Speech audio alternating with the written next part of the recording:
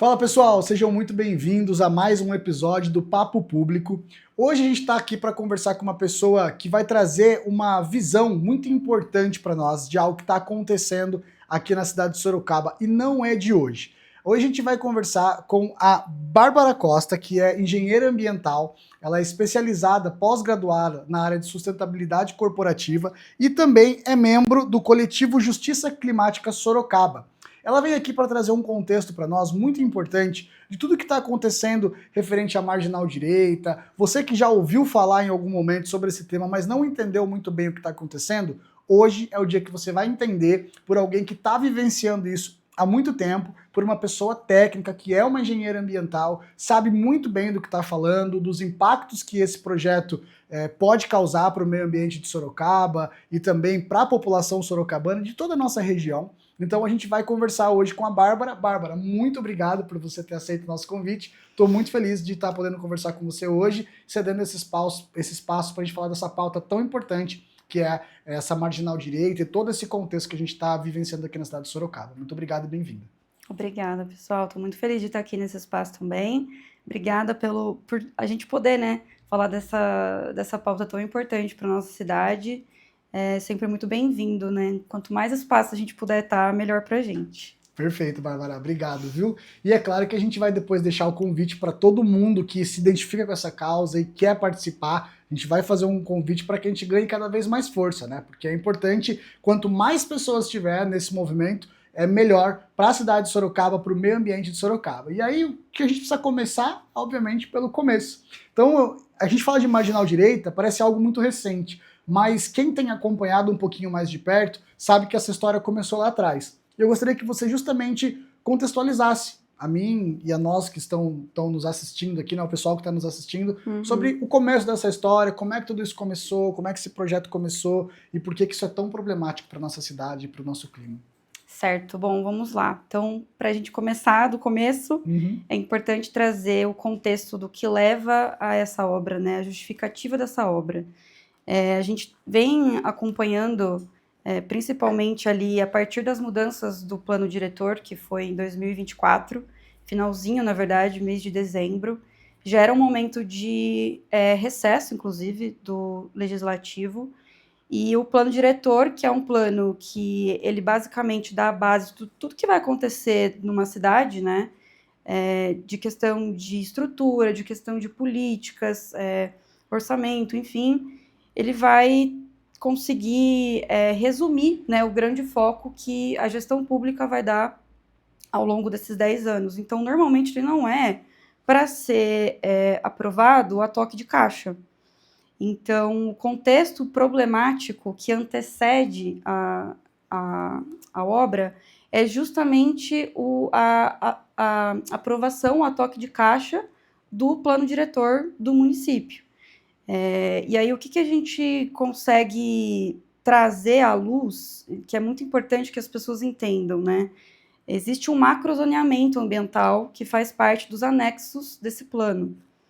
E esse macrozoneamento ambiental, ele vai trazer as áreas críticas verdes, por exemplo, que deveriam estar sendo protegidas, né, visto que Sorocaba já é uma cidade que historicamente sofre com enchentes, e áreas verdes é uma das formas mais inteligentes da gente lidar com as enchentes, né?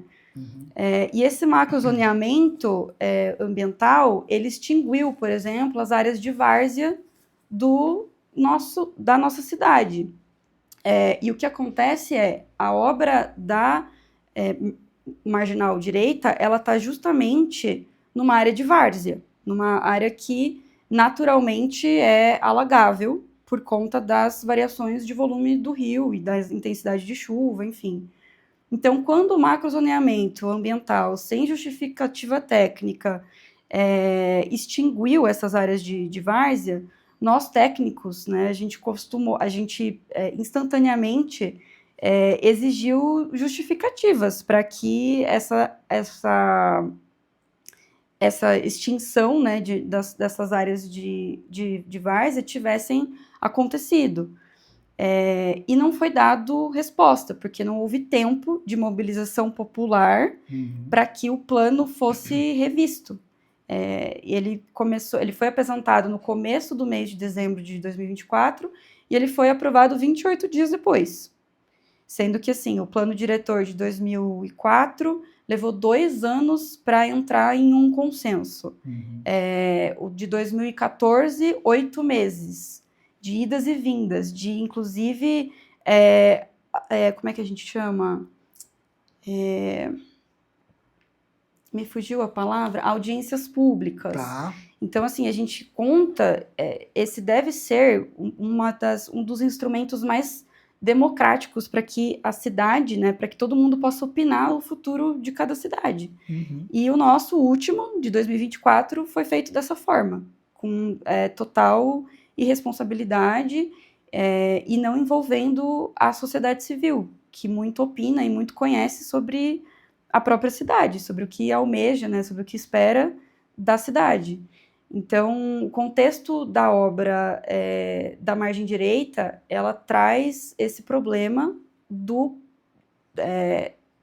da aprovação de um plano diretor que não contou com a participação correta, assim, da sociedade civil como um todo.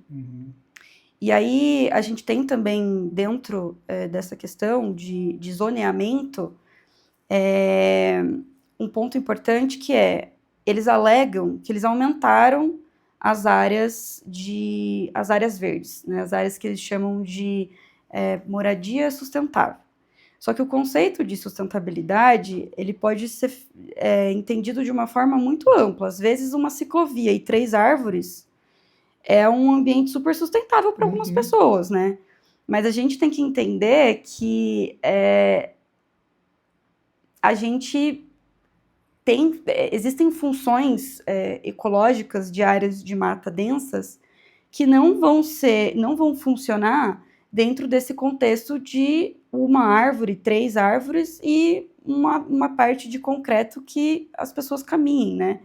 Então, assim, é muito complicado explicar tecnicamente para as pessoas o impacto de um zoneamento que reduziu expressivamente as zonas permeáveis da cidade.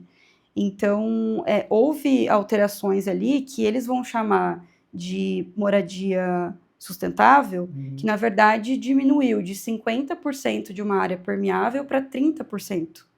Então, 20% de menos áreas permeáveis que vão, inclusive, causar mais enchentes em bairros. A gente tem um exemplo da Zona Norte, que é uma zona que ela concentra os principais pontos críticos de enchente e é uma das zonas que mais perdeu áreas permeáveis nesse novo plano que saiu em 2024. Então, a gente tem, né, essa ligação direta entre áreas de enchentes e áreas que diminuíram o potencial de absorção de água. E, infelizmente, a gente não está vendo preocupação com essa questão de enchentes, que esse ano, né, chegou numa situação muito crítica, de uma chuva extremamente intensa, que alagou partes da cidade nunca antes vistas, né, com morte. Então, assim, é um caso extremamente sério e que a gente não vê preocupação da gestão pública atual em realmente solucionar. Pelo contrário, né, a gente está indo na contramão ao que é fácil, assim, é natural, assim, a gente tem, do ponto de vista natural, isso entregue para a gente, né? A gente não precisa criar uma engenharia para tirar as enchentes, a gente precisa simplesmente conservar as áreas verdes e, inclusive, aumentá-las. O que a gente está fazendo é o completo oposto. Então, o plano diretor, ele traz luz a um contexto do porquê é que eles estão conseguindo justificar uma obra desse porte, né? Porque ele conseguiu reduzir a importância dessa área, que é uma área de várzea, mas ele excluiu isso do macro zoneamento. Então, a gente começa a entender a estratégia, né, por trás de uma obra dessa começar a ser avaliada e a ser permitida. Então, esse é um dos instrumentos que eles, de forma muito inteligente, começaram a alterar para que houvessem menos justificativas técnicas para a gente ir contra essa obra. Tá. Ele não é um motivo pelo qual essa obra de fato acontece, mas ele é uma das facilitações ali que eles conseguiram para implementar essa obra. E aí, quando a gente pensa também no contexto dela, a gente tem a questão dos parques lineares. Quando a gente traz um contexto histórico da gestão do Vitor Lippe, hoje, quando ele foi entrevistado, né, fizeram a seguinte pergunta para ele, se ele era contra ou a favor dessa obra. A resposta dele foi que ele era contra. E que, inclusive, a gestão dele criou muitos parques verdes para a nossa cidade, assim. Eu lembro de ter falado que ele dobrou o número, acho que de 12 para 24, algo assim. Só que o que acontece? Quando você cria um parque linear, você não está criando uma área que, do ponto de vista técnico, você tem a obrigação de manter ela verde, de manter ela original, né? O que acontece é que, dependendo de quem está na gestão pública, aquela área pode mudar de uma área para outra. Basta um interesse de um empreendimento que, pronto, eles vão conseguir, pelos meios legais, inclusive, fazer daquela mata uma rua nova, um prédio novo. Então, Sorocaba vive esse problema de ter muito parque linear criado, muita área verde que, do ponto de vista de categoria, de legislação, não é, de fato, obrigatório você conservar daquela forma.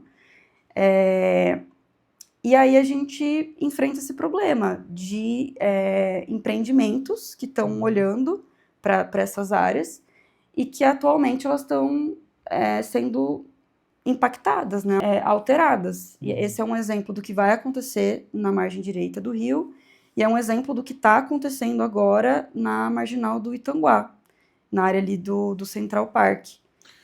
Perfeito. Bárbara, e uma coisa que eu precisava entender e gostaria também que, para quem está nos acompanhando e não entendeu, não está sabendo direito, fala, pô, vocês estão falando da marginal direita, mas o que é a marginal direita? Aonde fica a marginal direita? Em que trecho da cidade de Sorocaba isso vai ser implementado? Qual é a extensão dela? Enfim, para quem não está entendendo nada do que é a marginal direita, explica para nós o que é esse projeto da marginal direita, por favor.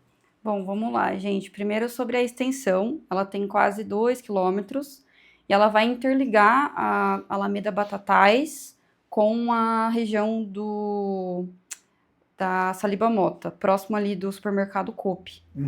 Então, a intenção dela é fazer parte dessa malha viária ali para desafogar trânsito num contexto geral. Não existe um laudo específico que demonstre que existe um trânsito naquele ponto específico que precise dessa implementação. Isso é bem importante da gente enfatizar.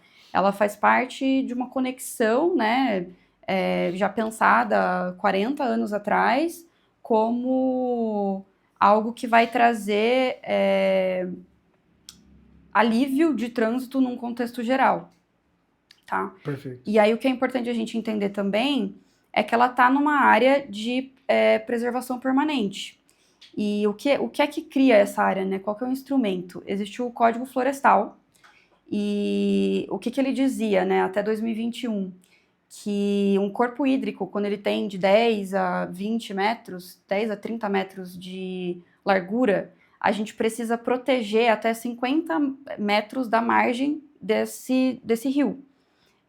E o que aconteceu a partir de 2021? O Congresso aprovou uma lei, e é por isso que eu trago a questão do desmonte ambiental, né, a nível nacional também, porque essa lei alterou, em 2021, o Código Florestal, que fazia com que essas margens fossem essencialmente áreas verdes, né? Então, a partir dessa permissão, as cidades passaram a usar como argumento que essa via ela é de utilidade pública, né? Ela tem uma importância pública e aí, portanto, você pode alterar essas margens de rio. Então, para que as pessoas entendam, né, o porquê que essa obra tá sendo legalmente permitida, né, por que o órgão ambiental deu licença para isso, muito tem a ver com essa alteração desse código, que acabou expondo essas áreas de margem de rio nas cidades. Infelizmente, porque, assim, os rios já sofrem muito, o nosso rio é importantíssimo para nossa cidade, ele já foi retificado anos atrás, as curvas dele já foram extintas, a mata dele já foi toda mexida e o que a gente conseguiu recuperar disso vai virar marginal. Então, enfim, é uma grande perda para a gente do ponto de vista social, ambiental, enfim. Perfeito. Isso muitas vezes é sobre as próprias secretarias de meio ambiente das cidades, né, dos municípios aqui da nossa região. Em especial, o que me pega muitas vezes para refletir é sobre como essas secretarias elas são constituídas e também construídas, nas duas palavras similares, né? Mas no sentido assim, eu tenho a sensação, olhando de fora como jornalista e como cidadão, que essas secretarias elas tinham como obrigação defender o meio ambiente para com projetos como esse. Mas a conclusão que eu tiro desses últimos anos, vivenciando gestão pública, como jornalista, cobrindo, é que muitas vezes essas secretarias ela têm utilizado, parece que, brechas e manobras de como conseguir viabilizar determinados projetos que é conivente para a prefeitura. E a prefeitura vem com o argumento, não, porque a cidade precisa desenvolver, precisa crescer. Ok, todo mundo sabe disso, a gente entende isso. O problema é como isso é feito, né? Justamente nesses pontos que você muito bem trouxe. Parece que existe um anseio político por parte, vamos fazer parque, faz isso para entregar, porque o povo precisa, porque a inauguração é festa, aquela coisa toda, mas ninguém consegue brecar, frear como deveria frear. E aí você tem uma secretaria de meio ambiente que muitas vezes acaba sendo omissa, ou então, se ela não é omissa, ela está sendo de fato simplesmente conivente com aquilo e auxiliando, olha, não, segundo o nosso código aqui de sustentabilidade, o código ambiental, você não pode fazer isso, mas você pode fazer isso. Ah, mas tem uma brecha que permite, é igual a questões da Anvisa, por exemplo, que permite lá, né, eu não lembro direito, mas assim, um pelo de rato que é permitido até tantos quilos. Então assim, essas brechas nas leis, elas sempre existem, mas eu sinto muita tristeza e muita pena quando a gente precisa atribuir essa responsabilidade ao munícipe, de como você muito bem trouxe.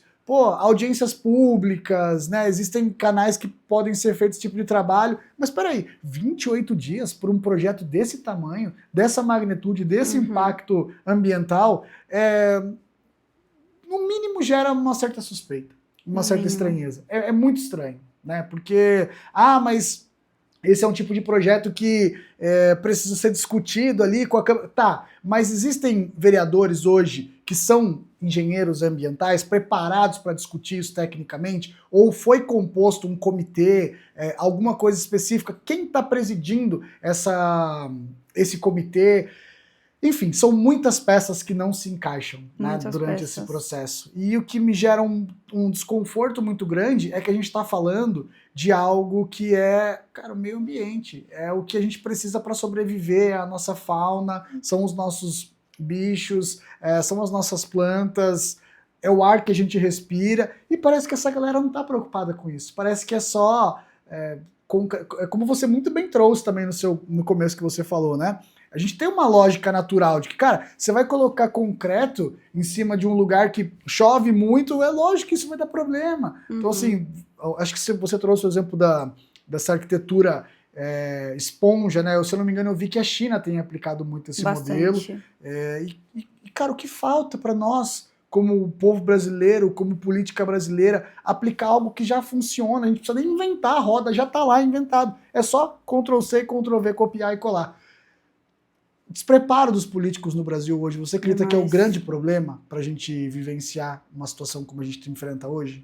Eu acho que o grande problema da política hoje, a gente pode trazer nível nacional, nível estadual, nível municipal, é o pensamento de curto prazo. É a entrega para mostrar para a cidade que você está fazendo. Eu acho que em Sorocaba a gente vive isso de uma maneira bastante expressiva. A gente vê de 8 anos para cá, né, o tanto de prédio que a cidade vem construindo, e a gente enfrenta esse problema que a gente acaba não tendo estrutura para receber toda essa gente. E eu acho que uma das áreas que mais é impactada, né, quando a gente começa a ver esses grandes surtos assim, é justamente a parte ambiental. Quando você trouxe o despreparo do ponto de vista das secretarias, a obra que a gente tanto fala, ela traz isso de forma muito evidente, porque a gente tem um debate entre a Secretaria de Parcerias e a Secretaria de Meio Ambiente. Uma fala que é da outra. Então, assim, como é que uma obra que vai impactar diretamente na parte ambiental não tem nada a ver com a Secretaria de Meio Ambiente? Não tem como. Pode até ser que o projeto seja de responsabilidade da Secretaria de Parcerias, mas assim, o que a de Meio Ambiente está fazendo para apoiar, para fiscalizar, sabe? Para cuidar dessa área que deveria ser a preocupação do secretário. Aí a gente traz o contexto do porquê que está assim. A gente já trocou de secretário de Meio Ambiente desde o começo da gestão do Mangue em 2021, 13 vezes. 13? 13 secretários diferentes. Nossa. Como é que você vai manter, mesmo que quem ele escolhe para estar ali fosse tecnicamente capacitado, o que não é o caso, tá? A gente vê muitos gestores públicos, a gente vê muitas pessoas que têm carreira pública, que conhecem de administração pública, mas que não conhecem de meio ambiente. Mesmo que eles fossem tecnicamente capacitados, quem é que vai conseguir fazer algum trabalho sério durante esses 8 anos aí, com tantas trocas? Não tem como você manter um mínimo de um plano de trabalho, sabe? Para conseguir trazer mudanças para a nossa cidade. É uma pena, assim, que a gente olhe para esse contexto de uma área que é tão séria, que é tão importante, porque as pessoas ainda associam a questão ambiental a simplesmente árvore, a galera que abraça a árvore, que se preocupa com bichinhos, mas a gente tem que pensar na cidade, que tem que desenvolver e não sei o que lá. Gente, meio ambiente é o ar que você respira, é a qualidade de saúde que você tem dos seus filhos. Se você tem filhos novinhos, assim, você precisa de um ar que tenha qualidade, para que eles não fiquem doentes o tempo todo. Idosos, a gente teve toda a questão de 2021, que as pessoas poderiam ter aprendido, né? Puta pandemia aí, que trouxe a questão da importância da qualidade do ar que a gente respira, dos tipos de micróbios, enfim, que a gente tem contato quando a gente desmata. Então, tem toda uma questão que a gente tenta trazer à tona quando a gente está educando sobre a não destruição, né, sobre a preservação, que é falar da área ambiental, é falar também sobre saúde, é falar também sobre transporte, é falar também sobre educação, é falar sobre clima, sobre qualidade de vida, porque as pessoas num ambiente extremamente quente rendem menos, conseguem fazer menos. Quem está no dia a dia exposto ao sol tem menos qualidade de vida, menos qualidade de trabalho, de saúde. Então, é uma questão muito ampla. É falar sobre tudo, na verdade. Eu não consigo pensar numa área que não se relaciona à área ambiental. Não consigo. É muito falar sobre as pessoas também, de uma forma geral. Então, esse desmonte ambiental, ele é maléfico para o Brasil inteiro. Não só para a gente aqui, que é uma situação que a gente está vivenciando na prática, mas assim, num contexto de Brasil mesmo. Pois é. Porque o Congresso tem olhado para leis e pautado certas pautas que vão totalmente na contramão de qualquer estudo técnico, ambiental e de clima e de mudança de clima. Uhum. Então, é muito complicado o contexto ambiental hoje a nível Brasil e, enfim, todos os outros entes, sabe? Sim, perfeito. Na verdade, o que eu sinto muito problema, assim, é justamente em questão de gestão de políticas públicas. Eu acho que é isso que, de fato, é a grande raiz do problema, né? Uhum. Porque a gente ainda é um país que tem muito verde, muita área que é preservada e que continue sendo assim. É lógico que, como a gente muito bem trouxe aqui durante a nossa conversa, que a cidade, a gente não é contra o desenvolvimento da cidade. Ninguém aqui é contra o desenvolvimento da cidade. Uhum. Mas a gente quer que esse desenvolvimento aconteça de uma forma que respeite o meio ambiente, que use de formas estratégicas, inteligentes e sustentáveis para que a cidade caminhe. Não quer dizer que você precisa desmatar, que você precisa fazer absurdos para que a cidade desenvolva. Uhum. O que muitas vezes gera esse desconforto é justamente por como as coisas são feitas. E eu acho que o brasileiro também tem na sua essência não se preocupar com, às vezes, causas coletivas e que parece que geram impacto a longo prazo. Eu sinto que o brasileiro ele está tão imerso na sua rotina, que é uma rotina puxada para a grande maioria do povo brasileiro, né? Que é acordar cedo, é colocar filho para ir para a escola, aí pegar ônibus, aquela coisa toda, que ele não consegue parar para se preocupar com tudo isso. E quando a gente vê políticos que usam de propostas, de discursos muito populistas, olha, porque agora aqui o BRT ele vai cortar, ele vai facilitar a sua vida, o brasileiro em geral acaba não conseguindo parar para analisar a situação e de fato ter esse senso crítico, assim, pô, mas peraí, mas para entrar essa via aqui, muita árvore vai ter que cair. Uhum. Então, esse trabalho também de conscientização, ele é algo que precisa vir mais forte para as próximas gerações também, porque acho que para nossa, acaba que, assim, a gente aprendeu, a gente quer continuar aprendendo, mas é muito claro que a gente, infelizmente, não é a maioria. Sim. Mas a gente precisa encontrar meios de implementar isso para as gerações futuras, porque se a gente continuar nesse ritmo, já deve ter N estudos aí que comprovam quantos anos o planeta Terra vai continuar existindo se a gente continuar nessa pegada. Então assim, a gente precisa parar urgente, mas as pessoas não têm essa consciência. E aí a pergunta que eu quero te fazer agora é sobre isso, sobre a parte educacional do meio ambiente. Eu acredito que vocês devem ter alguma experiência, né, alguma vivência para educação infantil, alguém do movimento, do coletivo, não sei se isso acontece ou não, mas a pergunta é a seguinte: como que a gente pode pautar e estruturar um projeto que de fato chegue nas escolas públicas de Sorocaba, das cidades da nossa região, estruturar esse projeto? Existe alguém hoje que levanta essa bandeira no nosso estado que consiga fazer isso de uma forma bem estruturada, ou então no nosso município, ou alguém da região, para implementar um projeto? Não aquelas firulas que muitas vezes os políticos fazem, né? Tipo assim, olha, semana da educação ambiental. Cara, não é a semana da educação ambiental. A gente precisa do a gente precisa do planejamento eterno ali para que as pessoas entendam, né, a importância porque aí do vira tema. aquela baboseira, semana do meio ambiente, vai lá, coloca um chapéuzinho de meio ambiente, usa um copinho descartável, para de usar copo descartável na semana, mas assim, não é um projeto estruturado. Queria saber se tem alguém que de fato veste essa camisa, ou se o próprio coletivo já pensa em movimentar alguma coisa nesse sentido para estruturar algo de fato mais planejado, pensando no futuro, pensando nas crianças, nesse sentido. Certo. É até um tópico interessante que você trouxe, porque houve um plano para que a educação climática entrasse nas escolas.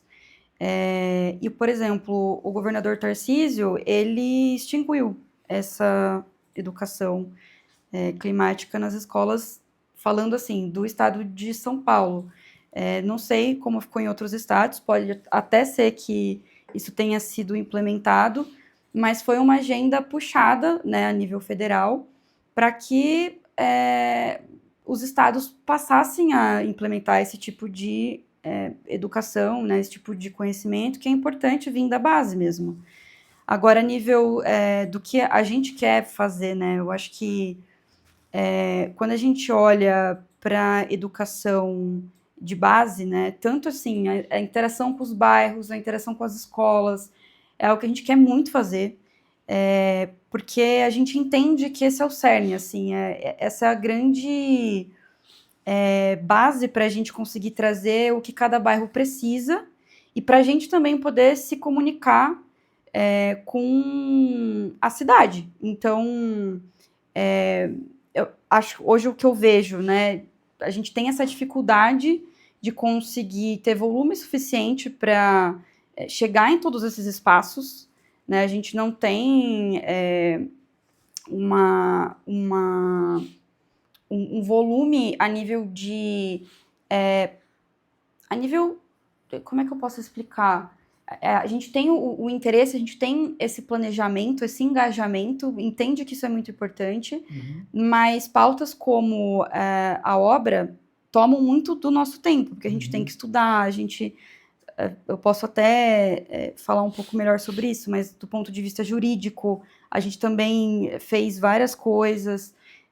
Então, ao mesmo tempo que a gente quer trazer essa educação mais de base para bairros, para escolas, a gente ainda tem muito tempo que a gente ainda sofre muito com essa gestão de tempo, né? Para conseguir atacar tudo ao mesmo tempo. Então, quanto mais volume a gente conseguir criar, mais pautas, mais questões a gente vai conseguir abordar ao mesmo tempo. Perfeito. E a gente entende a importância desse plano e dessa educação a nível de base mesmo. Pois é. Tem um trabalho muito legal que os meus filhos vivenciam, mas eles estudam em escola particular, né? A gente sabe que não é a realidade de todos. E o fato de eles estudarem na escola particular, eles têm acesso a um projeto que se chama Mãos na Terra. Não sei se você conhece. É um projeto mais voltado para a área de biologia / educação ambiental. Então eles têm contatos assim com animaizinhos, explicam, e esse educador explica para eles as questões ambientais, onde eles vivem. Então eles têm acesso ao tipo de terra que esses, por exemplo, um animal que precisa ficar submerso. Então acaba tendo esse contato. A gente percebe o quanto é importante para a criança já se conectar com isso. A gente, eu acho que, desculpa te cortar, mas é que é importante realmente, porque a gente só vai conseguir ter engajamento e se preocupar com aquilo que a gente conhece, né? E as crianças precisam conhecer, precisam entrar em contato para poder sentir esse carinho, né? Pelas áreas verdes, pelos bichinhos, enfim, tudo mais. Exatamente. E aí tem uma outra frente, que para mim é uma frente assim tão maravilhosa, tão importante, mas ela é vista muitas vezes como... Eu não sei nem expressar como as pessoas olham para isso. Eu não digo que a palavra é desprezo, mas eu acho que assim, com pouca importância, não é desprezo, mas é com pouca importância como deveria ser olhado, que é justamente a parte dos recicláveis, né? Hoje as políticas públicas de reciclagem, eu acho que a gente ainda está absurdamente atrasado. A gente está assim, não digo nem parado no tempo, a gente está defasado. Infelizmente a gente sabe que o grande volume de catadores hoje são de pessoas que fazem esse trabalho em especial pela necessidade financeira. Sim. São pessoas que normalmente é composto por um público de classe social menos favorecida, porque de fato a gente não tem políticas públicas que precisam dar a devida robustez para essa tarefa, para essa atividade, assim como a nossa educação também, né? Como o professor também não é remunerado como deveria ser. Eu acredito que essa área especial dos coletores, dessas pessoas que fazem esse trabalho tão essencial e tão importante, também não tem esse olhar. Inclusive eu vi até uma matéria recentemente não, faz acho que no começo do ano, falando sobre a reciclagem das latinhas, né, que, nossa, e aí vende-se que, nossa, o Brasil é o país que mais recicla latinhas de alumínio no mundo. Tá, ok, mas a gente sabe que isso não é porque nós temos essa consciência ambiental, e sim pelo trabalho maravilhoso dos catadores, que precisam dessa renda e acabam fazendo um trabalho de relevância ambiental absurdo. Sim. Então, eu sentia que antigamente, eu sou da década de 90, porque isso deve ser por aí também, né? Parece que no começo dos anos 2000 falava-se muito mais sobre reciclagem, sobre a questão de separar o lixo. Parece que esse tema ele era abordado de uma forma diferente. Hoje parece que se perdeu, estagnou. Uhum. O que você enxerga no quesito reciclagem e também você atuante do setor privado também, né, com as pautas ali relacionadas à sustentabilidade corporativa, que inclusive é a sua especialização, o quanto você enxerga que as empresas têm lidado com isso, com essa frente de reciclagem, de reutilização, de pautas ESG, versus poder público, a esfera pública, a gestão da sociedade como um todo?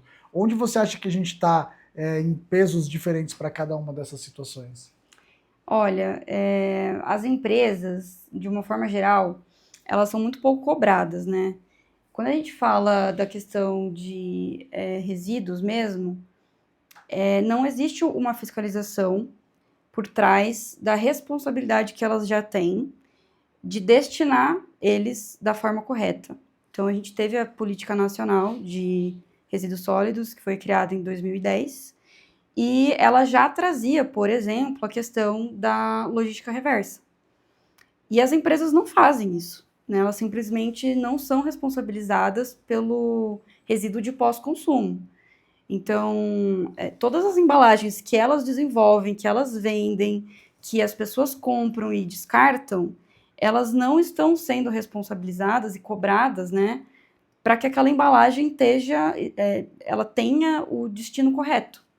E aí, o que acontece? A nível de município, por que isso é muito crítico e as pessoas acabam nem se ligando, né?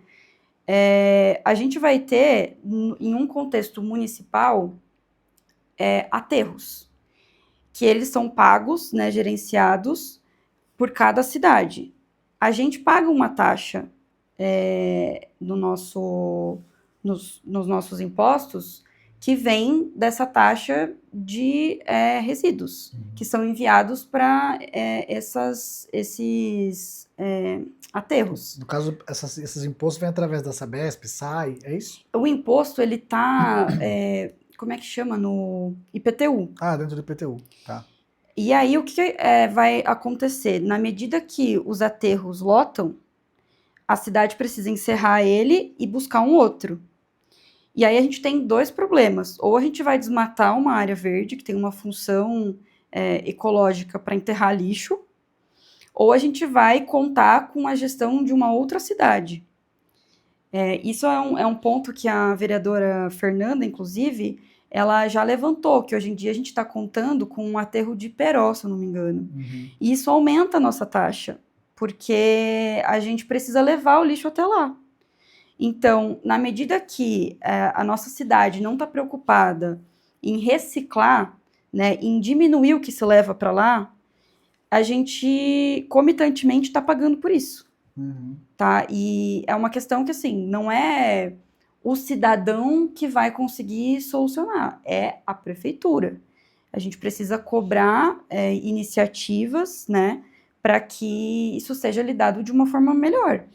Então, num contexto, isso é uma das questões imensas, Sim, né, que as empresas impactam e que elas acabam não sendo responsabilizadas da melhor maneira. Uhum. E as cidades da mesma forma, porque as pessoas acabam nem tendo esse insight. Poxa, se eles não fizerem nada, essa taxa de lixo vai aumentar e quem está pagando por isso sou eu. Então, é a falta de ação da gestão pública que faz com que o meu imposto aumente. Uhum.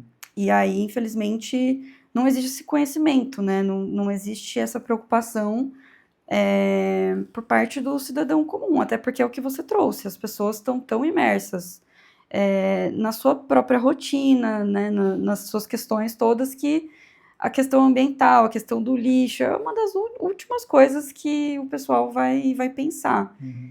E aí que entra a importância também da gente conseguir educar as bases, porque uma criança que aprende a importância da gente separar o nosso lixo, ela vai passar a se preocupar com essa pauta durante toda a vida dela. Uhum. Enquanto ela estiver crescendo, ela vai estar olhando para isso. Poxa, na minha casa eu sempre fiz assim, por que na minha empresa não é assim? Por que a minha cidade tem taxas de reciclabilidade tão baixas. Enfim, isso passa, né, a crescer junto com esse indivíduo. O que hoje é uma das grandes questões, das grandes falhas que a gente tem, que é ter que educar uma pessoa adulta, que ela não está por dentro, ela não sabe, ela não conhece, e é muito mais difícil trazer essa consciência para uma pessoa já formada, né, com as próprias, inclusive com as próprias demandas, do que para uma criança, que ainda está com tempo ali de, inclusive, conseguir absorver novas informações e, enfim, toda essa questão. Sim, pois é. E tem um outro ponto que você trouxe aqui que me gerou uma outra questão, que é relacionado a sobre justamente essa falta de inovação e tecnologia sustentável que o poder público acaba não utilizando. Onde eu quero chegar com isso? Quando eu recebi um urbanista aqui, um doutor na área de urbanismo, ele me falou uma coisa que me marcou muito, que ele estava falando a respeito das enchentes aqui na cidade de Sorocaba, e ele falou que quando você precisa ter quando você tem uma edificação nova, um empreendimento novo, uma das coisas que deveria ser cobrada dessas empresas é justamente a parte de saneamento, de esgoto, de reformular esse esgoto, porque ele explicou que isso não é feito. Então a mesma tubulação que tinha num bairro para atender 500 casas e hoje tem 2.500, essa tubulação não mudou. Então ele estava explicando um pouquinho desse contexto e isso me marcou bastante. E aí ele me falou uma frase que é o seguinte, ele falou, você mexer em esgoto não traz voto. Então, de fato, é algo que realmente não traz. E a gente para observar, indo em frente com essa sua análise, que foi muito bem, quando a gente para pensar o seguinte, bom, se a gente tem hoje tantos meios, tanta tecnologia, tanto recurso, que basta você fazer uma pesquisa para se atualizar, participar de alguns fóruns, entender algumas coisas. Eu que não sou especialista na área, por exemplo, você consegue conectar algumas coisas rapidamente. Então se a gente para pensar, bom, um dos grandes problemas que a gente tem hoje nos centros urbanos é a parte de recapeamento das vias, que elas estão sempre esburacadas, sempre muitos problemas. A gente já tem estudos, pesquisas e inclusive protótipos de produtos que são feitos à base de material reciclado para fazer esse recapeamento, que, por exemplo, com borracha, que funciona muito bem e tal. Por que a gente não aplica isso? Outro ponto, a China, eu acompanho muito a economia da China também e vi que eles têm usado tecnologia para transformar em biogás o próprio resíduo desses aterros. Cara, o que falta pra gente aplicar esse tipo de tecnologia também? Ai, não tem dinheiro. Cara, como é que não tem dinheiro? O Brasil, um país como o nosso, não é possível. Óleo de cozinha, que é um dos grandes poluentes, dos grandes vilões que nós temos aí. A gente vê que se faz muito sabão, né, através das misturas ali com soda cáustica, algumas coisas, mas também é um baita de uma matéria-prima para você fazer um biodiesel, para você repassar isso para o nosso agro, regional, enfim, solução tem para tudo. Sim. O que a gente sempre percebe é que existe de fato uma má vontade, parece, ou de fato uma falta de empenho, uma falta de conhecimento em querer pegar essas práticas, botá-las para rodar, mas é porque talvez elas simplesmente não gerem voto, né? Porque quem se preocupa com o meio ambiente é uma parcela muito pequena da população, então talvez elas não gerem votos. Você concorda com essa análise? Isso faz sentido para você? Faz muito sentido, inclusive conversa com aquilo que eu trouxe da política de curto prazo, né? Eu vou implementar, eu prefiro construir uma via que todo mundo vai ver ficar pronta, que ligou a região centro-oeste à região norte, e eu vou divulgar isso e vai ficar muito bonito para mim. É muito mais fácil construir uma via que as pessoas vão visualizar e atrelar diretamente ao desenvolvimento do que pensar num sistema de esgoto eficiente, num sistema de gestão de resíduos que seja eficiente a longo prazo, que vai trazer qualidade, né, para a gestão do município para as próximas 20, 30 anos, né, para gestões, inclusive, que nem vão ser suas, né? É esse pensamento que eu acho que ele complica muito, porque é o que faz com que projetos duráveis, né, que realmente olham para a necessidade que a gente tem a longo prazo não irem para frente. Ninguém coloca dinheiro nisso, ninguém coloca foco nisso. Então, eu concordo plenamente. E a questão de a gente ter essa dificuldade que as pessoas entendam a importância desse tipo de tema, né, na vida delas, essa dificuldade que a gente tem de chegar até elas e explicar tecnicamente que tudo isso está muito conectado, é o que acaba dando espaço para que eles ajam assim. Porque, no final das contas, eles não são cobrados por isso. Sim. Porque as pessoas não estão atentas a isso, sabe? Acho que um ponto bacana da gente trazer também é que hoje a gente vive uma situação política que as pessoas têm preguiça de falar de política, né? As pessoas não gostam de falar sobre esse tema, porque é um tema que assusta, é um tema que às vezes não tem conhecimento. Eu prefiro não opinar, fica meio em cima do muro. Mas, assim, dentre as pessoas que gostam desse tema, a gente também tem muita polarização. Muita. Ou é X ou é Y, né? E isso também acaba afastando. Quem já não gosta não vai nem querer entrar para essa conversa toda. E quem gosta, um lado não consegue conversar com o outro.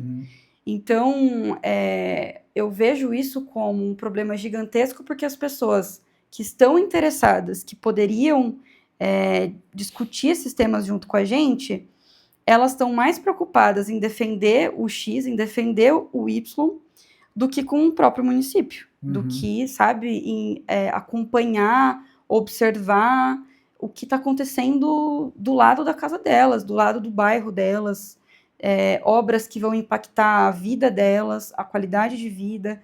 Então, a gente sofre, né, de uma cegueira política hoje. Perfeito. Que é muito complicada, porque a gente não consegue acessar as pessoas por conta, né, desse olhar de, eu sou do lado X, eu sou do lado Y. E aí, esse debate, ele fica...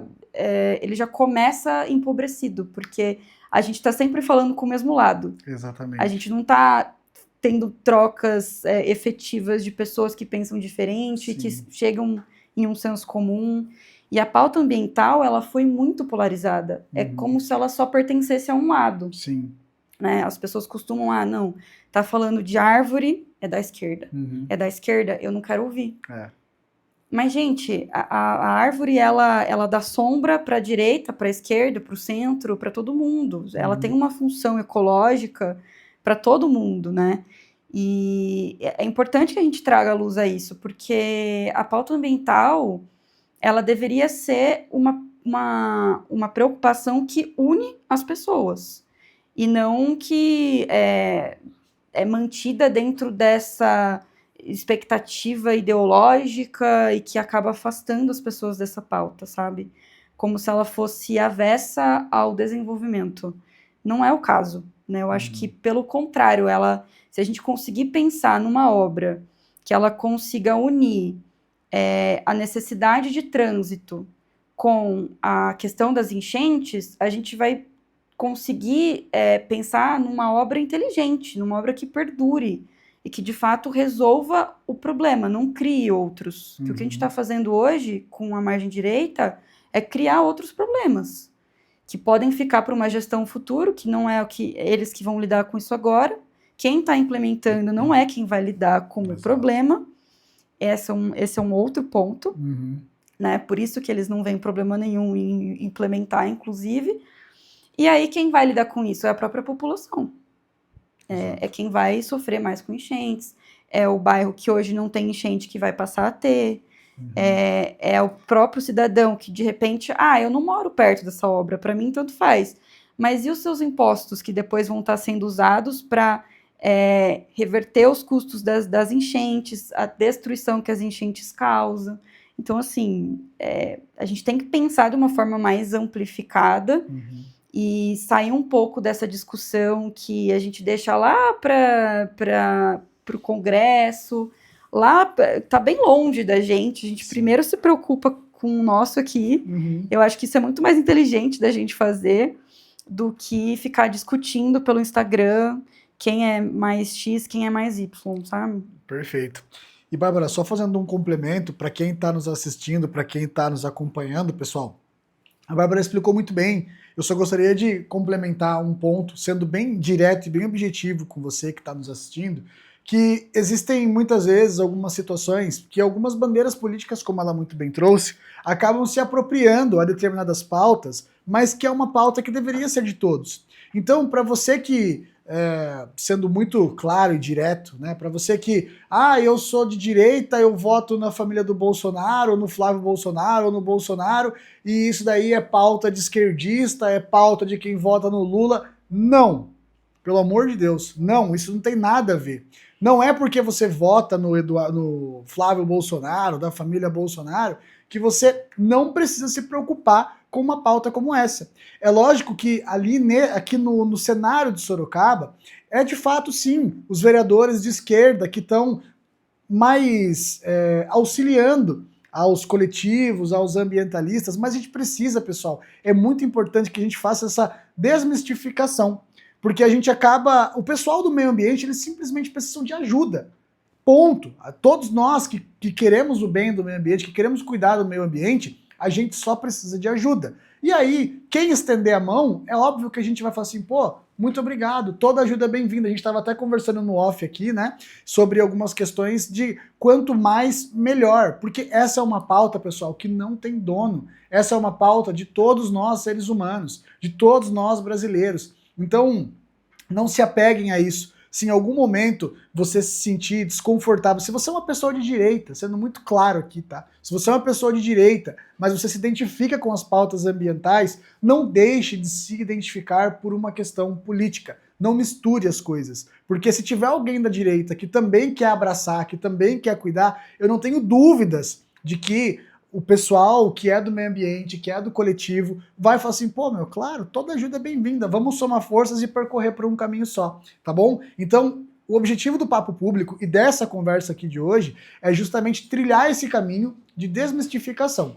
Não quero, e eu quero pedir de coração para vocês, para que vocês não associem a isso como uma pauta de esquerda. A esquerda, ela tem se fortalecido nesse tema porque ela de fato está mais disposta a conversar sobre o assunto. Mas isso não quer dizer que quem é de direita não pode se apropriar desse tema também. Sim, esse tema é para todos. Esse tema é muito importante, isso não pode ter bandeira política. É o futuro dos nossos filhos, dos nossos netos, dos nossos bisnetos, de nós mesmos, dos nossos primos, sobrinhos, enfim, de todos nós. Então, muito cuidado com essa polarização, porque colocar bandeira onde não tem bandeira não pode ser aceitável, tá bom? Vamos sempre se conscientizar e tomar esse cuidado. E, Bárbara, Perfeito. Agora um outro ponto que eu precisava falar com você, que é, de fato, a gente precisa entender o hoje. Que pé estamos dessa tão complexa marginal direita? Hoje. Que pé que tá? O que tá acontecendo? O que tá previsto para acontecer nos próximos dias, semanas ou meses? Tá, bom, vamos trazer uma contextualização rapidinha do que a gente já fez em relação à obra, né? A gente está ativo na luta contra essa obra. Tem muita gente que diz que a gente apareceu agora, né? Isso não é verdade. Inclusive teve secretário dizendo isso. Nossa, mas agora que a obra está para começar é que as pessoas estão começando a se posicionar contra. Isso não é verdade. Inclusive, assim, eu faço parte do Justiça Climática, que é um movimento que está desde 2024, desde as audiências públicas do plano diretor, demonstrando preocupação, porque o tema da obra já estava sendo falado de forma pública, e nessas audiências a gente já estava lá presente para nos posicionarmos contra, né? Quando teve a primeira audiência pública da obra, especificamente, que foi levantada pela vereadora Yara, ela marcou aquela audiência para falar sobre os impactos da obra, para explicar para as pessoas os impactos, e a expectativa dela era que a gestão executiva, né, que está defendendo a implementação, tivesse lá para explicar os benefícios. Ela, né, ia trazer junto com assim, vários técnicos, tanto da UFSCar, assim, pessoas de Sorocaba super conhecidas que estavam lá para falar sobre o conhecimento delas do rio, da cidade, da fauna, da flora, e que fizeram isso muito bem.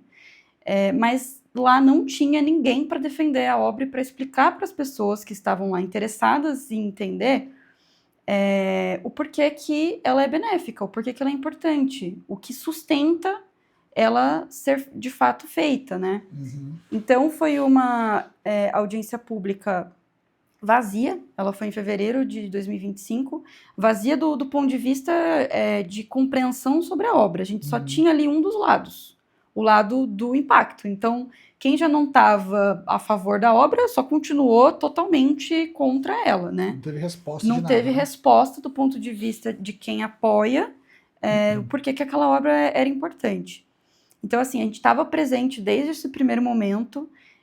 Quando a licença ambiental saiu, o ex-vereador, o Gabriel Bittencourt, ele abriu uma denúncia que o Ministério Público acatou e eles conseguiram a liminar para parar essa obra. Então, ela parou por alguns meses. A prefeitura recorreu e o que acontece, né? Essa obra, como ela fica numa área de preservação permanente, a grande justificativa naquela época para impedir essa obra era ela estar nessa área. Só que existiu uma lei criada pelo Congresso em 2021, e aí que eu falo, né, da importância da gente olhar do ponto de vista nacional também, porque o desmonte ambiental ele é um contexto que vem a nível nacional também.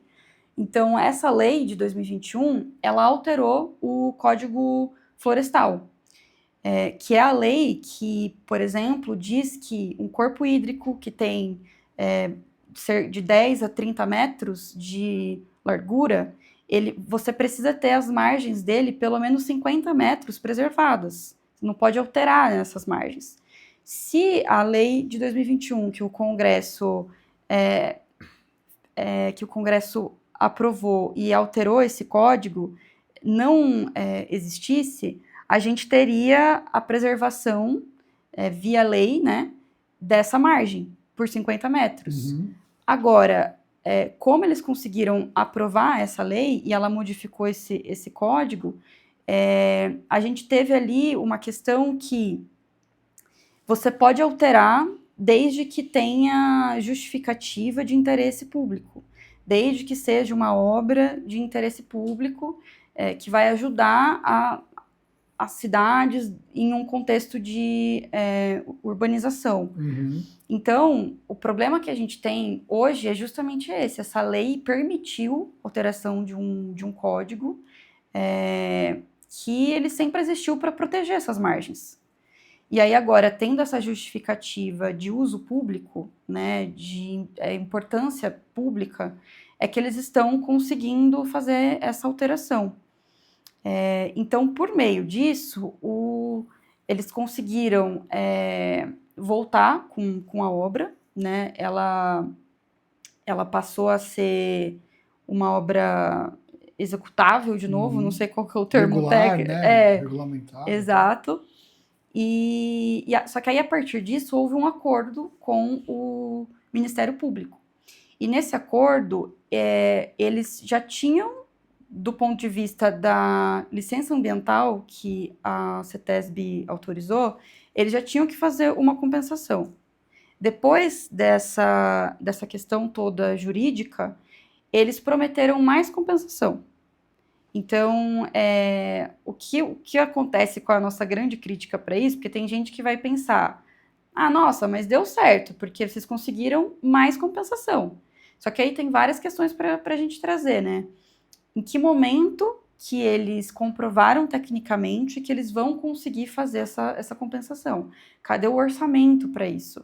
Porque se eles estão prometendo que eles vão implementar um sistema de parque que conecta norte a sul da cidade toda, que vai plantar mais de 70 mil mudas, cadê o orçamento para isso? Porque a obra não prevê. Uhum. E o cofre público de Sorocaba não está no seu melhor momento. Então, Até agora não foi... eles tinham um prazo, esse acordo foi em outubro do ano passado. Eles tinham um prazo de 90 dias com o Ministério Público para apresentar o cronograma técnico-financeiro. Físico-financeiro, técnico-financeiro, algo assim. Esse cronograma não foi apresentado. E também não foi cobrado, não foi fiscalizado, sabe? A ponto de que... Porque, assim, a função... Você fez um acordo, né? E a gente parte dessa premissa que o acordo precisa ser fiscalizado para ser cumprido. Uhum. Infelizmente, isso não aconteceu. Dentro desses 90 dias, não houve manifestação do Ministério Público cobrando, né, essas entregas. Quando a gente percebeu que o acordo não estava sendo cumprido, a gente pensou, pô, como movimento jurídico, a gente precisa abrir uma ação de descumprimento desse acordo. Uhum. E foi o que a gente fez. A nossa principal, a gente sabia que essa ação não ia parar a obra. No mínimo, ela ia causar um atraso. Uhum. Né? Só que aí o que a gente percebe? Que a máquina pública da cidade tá muito... como é que a gente pode dizer? Eles estão conversando muito bem. Tá amarrado.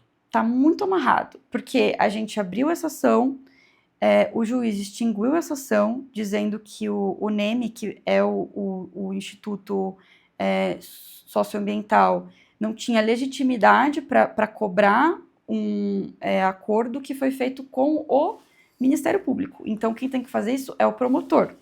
Tudo bem, pode fazer, mas então o faça, né? Porque se a gente fez é porque não tinha sido feito antes. Então, o nosso contexto hoje, ele está muito nessa questão jurídica. A gente se organizou, estudou para conseguir abrir uma ação de descumprimento. Só que essa ação ela foi extinta pelo juiz como se a gente não tivesse legitimidade de questionar esse acordo. Uhum. E, na verdade, a gente tem. A gente é sociedade civil e essa obra nos interessa. O NEM é um instituto socioambiental que atua já na nossa cidade há muitos anos, que tem interesse, né, inclusive, entender esse acordo, entender como é que ele vai ser feito, qual que é o planejamento para que, de fato, ele seja cumprido. É muito fácil fazer uma promessa, é muito fácil colocar numa folhinha, né, você escrever, não, a gente fiquem tranquilos, o rio vai ser compensado, a gente vai plantar mudo em tudo isso aqui. Só que os projetos de compensação da cidade de Sorocaba, que a gente tem exemplo para dar, que a gente também está de olho nisso, são péssimos, as mudas morrem. Eles não fazem um monitoramento das mudas. Só para dizer que fez, né? Tem exemplo disso no Parque das Águas, tem exemplo disso no Júlio de Mesquita, eles fizeram um grande plantio ali, um mega plantio. As mudas, depois de 2 meses, estavam todas mortas. Então, assim, você prometer uma compensação não significa que você vai conseguir cumprir ela, né? E, enfim... eu acho que isso é um ponto importante para as pessoas saberem, porque muitas se preocupam com essa obra, com os impactos dela, e quando elas escutam assim, mas vai ter compensação, aí elas já ficam mais tranquilas, elas preferem acreditar que vai ficar tudo bem.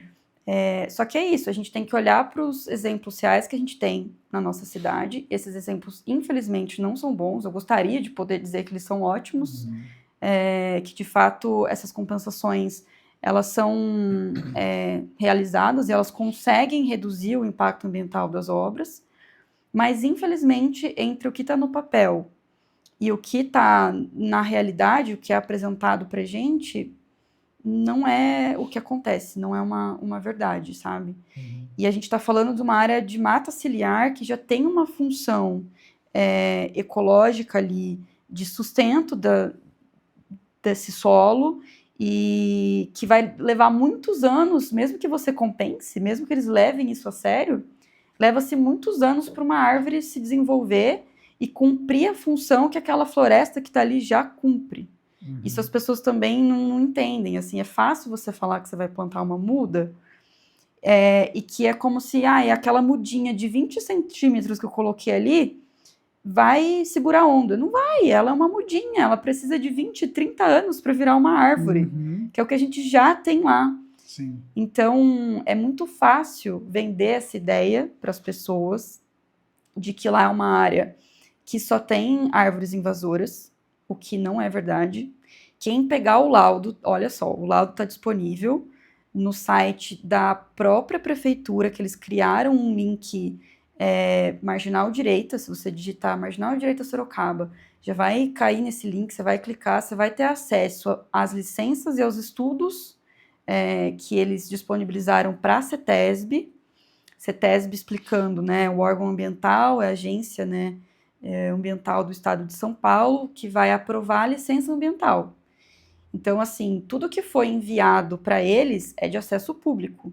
Os laudos, se alguém achar que eu estou falando besteira, que eu estou tendenciando essa conversa, pode entrar nesses laudos, pode ler esses laudos, pode ver lá que lá é uma área com espécies nativas, tem mais espécies nativas do que leucenas, né? Eles vendem essa ideia, o manga vende muito essa ideia de que lá só tem leucena. Lá, enfim, isso não é verdade. O próprio laudo, o próprio inventário de flora que foi feito, ele mostra como é que eu posso dizer? Ele mostra que isso não é uma verdade. Enfim, lá é uma área que ela já cumpre esse papel que nenhuma compensação vai conseguir cumprir no lugar, sabe? Dentro de, sei lá, se a gente estiver falando dos próximos 5 anos, a gente não vai ter a função ecológica, e eu tô jogando baixo ainda, né? Vamos botar mais, vamos botar 10, 15, 20 anos. Não vai ter a função que a gente tem lá hoje, né? Para essa área verde. Então, me perdi um pouco aqui do fio da meada. Mas assim, acho que é muito importante a gente trazer luz, que as pessoas tenham acesso a esses estudos, que são laudos, que as pessoas podem parar, podem ler, tudo bem, né? É uma leitura técnica. Sim. Não é qualquer um que vai ter esse engajamento, essa disponibilidade. Para confirmar, né? Mas para confirmar o que está sendo dito por nós, né? Que a gente está nessa luta aí há bastante tempo. E aí, aproveitando para fazer esse link, assim, né? Eu faço parte do Justiça Climática, vai fazer uns 6 meses. Eu não tô com eles, assim, desde 2024. Então, eu tô aqui representando uma galera que tá na luta até antes de mim, mas que, assim, são pessoas tanto técnicas quanto apenas engajadas de diversas áreas. A gente tem, desde psicólogos, artistas, geólogos, a gente tem muitas pessoas, né, de diferentes áreas engajadas e contribuindo com esses estudos como podem, para que a gente consiga, de fato, entender esses impactos. Porque a gente não quer só chegar e falar, não, essa obra não serve para nada, sem ter conhecimento, né? A gente não quer só ser aquele grupo que tumultua, né? Que ataca, que faz tumulto e tal. Não é essa a nossa proposta, né? A gente quer falar de justiça climática. A gente existe para que as pessoas entendam o quanto o clima afeta a vida delas, o quanto as cidades precisam se planejar para essas mudanças de clima que a gente tanto fala por aí. A importância das pessoas entenderem, né? Delas se educarem para não serem levadas a pensar em algo que não é uma verdade, né? Porque hoje a gente vê muita manipulação, a gente vê muito discurso que não condiz com a realidade. E esses discursos acabam funcionando porque as pessoas não vão checar as informações. Ou porque elas não têm tempo, ou porque elas não têm interesse, ou porque é técnico demais. Então, a gente também tem esse trabalho de educação e nas nossas páginas e nos nossos encontros, a gente está sempre tentando educar para que essas informações cheguem a todo mundo da maneira mais facilitada possível, né? Então é isso, a gente não quer estar na rua só para ir contra algo. A gente tem um porquê por trás disso, tem um estudo por trás disso, bem sério. Então, aí ao mesmo tempo somos pessoas que trabalham, que levam a vida normal, que têm as mesmas demandas que todo mundo tem. Então, a gente pede inclusive ajuda, né, para que mais pessoas cheguem junto com a gente, se interessem por essas causas, porque justamente a partir desse interesse, desse engajamento de uma cidade unida que olha, né, para o futuro de uma forma muito coletiva, muito educada ambientalmente, né, de forma sustentável, e que entende que todos esses assuntos se comunicam, né? Todos eles conversam e todos eles precisam estar na pauta da gestão pública. Né? A gente precisa ter vereadores que fiscalizam o nosso prefeito, independente de quem ele é, independente de que lado que ele é, se aquele partido apoia ele diretamente ou não, o que a gente não vê hoje funcionando na prática, porque tem sempre aquela questão, se ideologicamente a gente é conectado, o que você fizer, eu dou aval. Não preciso nem ler o que você propôs. Não preciso nem fiscalizar se está acontecendo. E assim, as pessoas precisam ter noção disso, elas precisam cobrar o vereador que elas votaram justamente para entender se ele está fazendo o trabalho dele. Ele está ali para fiscalizar as ações do executivo, sabe? Então, eu acho que a gente, enfim, é um assunto muito amplo. Muito amplo. E eu acho que a gente tenta trazer o máximo de consciência para que as pessoas minimamente se interessem, se engajem. E essa obra, ela traz tanto essas questões, ela é uma oportunidade para que a cidade acorde para a questão ambiental, para a questão do clima. Eu vejo muito assim, se a gente não conseguir barrar essa obra, ela vai ter sido uma oportunidade do movimento crescer, dele chegar até que ele consiga chegar a mais pessoas, engajá-las, para que elas passem a se preocupar com essas questões todas que a gente tenta o tempo todo colocar em evidência, em pauta, né? Trazer para a mídia, enfim. E eu acho que a gente está tendo uma grande oportunidade mesmo de conseguir fazer isso pela cidade, sabe? De unir diferentes causas, interesses, para a gente atuar em conjunto, para a gente construir uma cidade melhor e que tenha estrutura e qualidade de vida a longo prazo, e não a toque de caixa, curto prazo, né? Enfim. Perfeito, Bárbara. Bom, quero agradecer por essa conversa, foi muito boa, foi muito importante para a gente entender, para que eu pudesse aprender um pouco mais também com você. Obrigado por compartilhar um pouquinho da sua experiência, do seu conhecimento.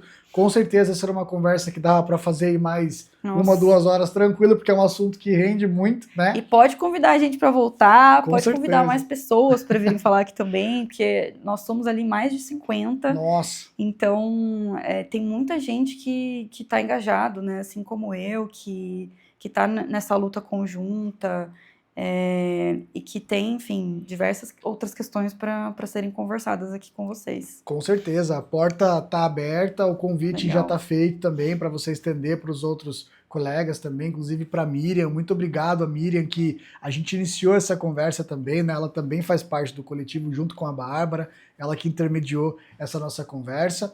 Então eu quero mais uma vez agradecer você pela sua disponibilidade de tempo, por vir aqui ensinar um pouquinho para nós desse tema tão importante, nos atualizar do que está acontecendo, porque é muito importante para todos os munícipes, para todo mundo, não só de Sorocaba, mas também da região, que vive, respira Sorocaba o tempo todo, né? Todo mundo que vem aqui das nossas cidades, da região metropolitana, Piedade, Iraçoiaba, Sal de Pirapora, está o tempo todo aqui, e o quanto isso pode impactar na vida de todos nós, né? Então é muito importante que é um momento que todo mundo tenha essa conscientização, saiba o que está acontecendo, para ter esse cuidado, pessoal. É muito importante. Isso não é uma pauta só do coletivo que a Bárbara faz parte, isso não é uma pauta só do Vinícius, não é uma pauta só do Papo Público, é uma pauta de todos nós. Isso pode impactar muito a nossa vida, falando especificamente da marginal direita e também falando das pautas relacionadas a meio ambiente, tá bom? Então, Bárbara, para quem quer acompanhar, para quem quer aprender e para quem também quer ajudar o coletivo, como é que faz para encontrar vocês nas redes sociais? Tem algum número, arroba, enfim, para você divulgar para a galera aí, por favor. Bom, vamos lá, gente. O nosso nome, né, é Justiça Climática. O nosso Instagram é Sorocaba pelo Clima. E lá vocês vão poder acompanhar desde o histórico dessa luta que a gente está tendo agora, até quais são os nossos grandes sonhos para a cidade de Sorocaba. Então, lá vocês vão conseguir estar por dentro de tudo que a gente já fez, tudo que a gente está fazendo, tudo que a gente planeja fazer. E a gente tenta informar lá o máximo possível, porque a gente sabe que é comunicando, né, tanto a cidade quanto a nossa região como um todo, que a gente vai conseguir aumentar o engajamento, né, e essa preocupação com as pautas que a gente tanto se preocupa, né. Então, pode acompanhar a gente lá, que vai ser muito bom ter vocês com a gente, para inclusive aumentar o volume dessa luta e ganhar mais força junto com vocês também. Maravilha, Bárbara. Obrigado mais uma vez por ter aceito o nosso convite, foi muito boa a nossa conversa. E para você que acompanhou até o final desse bate-papo, na semana que vem tem uma nova entrevista, a gente vai trazer um novo convidado ou uma nova convidada. É só você acompanhar nossas redes sociais no Instagram, @papopúblicopod, P-O-D, de podcast, só que ele tá encurtado ali, né? @papopúblicopod. Beleza? Acompanhem as nossas redes sociais, aqui as entrevistas completas, elas estão disponibilizadas no YouTube e os cortes saem diretamente das nossas redes sociais, no Instagram, no Facebook e também no TikTok. Beleza? Pessoal, muito obrigado mais uma vez para você que acompanhou. Fiquem com Deus e até o próximo episódio do Papo Público. Um abraço. Valeu!